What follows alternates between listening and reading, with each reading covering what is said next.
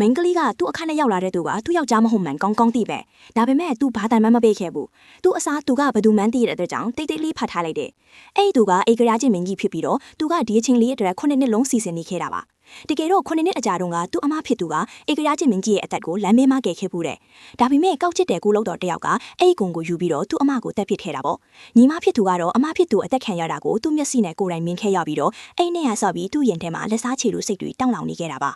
သူကသူ့ရဲ့အကွက်တွေကိုရွှေ့ပြီးတော့ဟိုမျိုးနယ်ကဝန်ကြီးတယောက်ကကိုလောက်တော်ထွက်လာခဲ့တယ်။ဒီနေ့ကျရင်အဲ့ဒီမကောင်းတဲ့ကိုလောက်တော်စီကိုရောက်ဖို့ပေါ့။သူကသူ့ယောက်ျားနဲ့အတူနန်းတွင်းပွဲတော်ကိုသွားခဲ့တယ်။အဲ့ဒီမှာသူကတမင်တကာချော်လဲချလိုက်တော့မျက်နှာဖုံးကွာကျသွားတာပေါ့။ဒီအတွက်ကြောင့်သူကအေကရာကြီးမင်းကြီးရဲ့အာယုံကိုဖန်ဆားနိုင်ခဲ့တယ်။သူ့ရဲ့မာရွေးမှုအတွက်တောင်းပန်တဲ့အနေနဲ့သူကိုယ်တိုင်လှုပ်ထားတဲ့ဝိုင်းတစ်ခွက်ကိုထုတ်ပြီးအေကရာကြီးမင်းကြီးကိုကန်လန်းခဲ့တယ်။ဒါပေမဲ့မင်းကြီးမတောက်ခင်မှာသူကပဲခွက်ကိုယူပြီးအကုန်တောက်ချလိုက်ပါတော့တယ်။ဒါကိုမြင်တော့အဲ့ဒီမှာရှိတဲ့လူတိုင်းတုန်လှုပ်သွားကြတယ်။သူတို့ကချက်ချင်းဆိုသလိုသူ့ကိုစုပူချိန်မောင်းကြတယ်။ဒါပေမဲ့သူကတော့ပြုံးပြုံးလေးနဲ့မင်းကြီးရဲ့ဘေးကင်းလုံခြုံရေးအတွက်ဝိုင်းထဲမှာအစိတ်ရှိမရှိစမ်းသပ်တာပါလို့ပြောခဲ့တာပေါ့။ဒါကိုကြားတော့အေကရာချင်းမင်းကြီးကပျော်ရွှင်သွားပြီးသူ့ရဲ့ယုံကြည်မှုအပေါ်သဘောကျသွားတယ်။သူကအဲ့ဒီခွက်ကနေပဲဝိုင်းကိုစတောက်ပြီးတော့လူတိုင်းရှိမှသူ့ရဲ့ဝိုင်းကအယံအယတာရှိရဲ့လို့ချီးကျူးခဲ့တယ်။ဒါကိုကြားတော့မိန်းကလေးကနားလေသွားတယ်။ငါးကပိုက်ခွင့်ထဲမိသွားပြီပေါ့။မကောင်းဆိုးဝါးကိုလုတ်တော့ကအေကရာချင်းမင်းကြီးရဲ့အခန်းကိုလာတွေ့ပြီးမယ်မင်းကြီးကသူ့ကိုလုံးဝလိရှူထားခဲ့တယ်။ဒါကိုမြင်တော့အဲ့ဒီမိန်းမကဒေါသထွက်ပြီးသူ့ရဲ့စိတ်ပြက်အားငယ်မှုတွေအားလုံးကိုအစိတ်ခံမလေးအပေါ်ပုံချတော့တယ်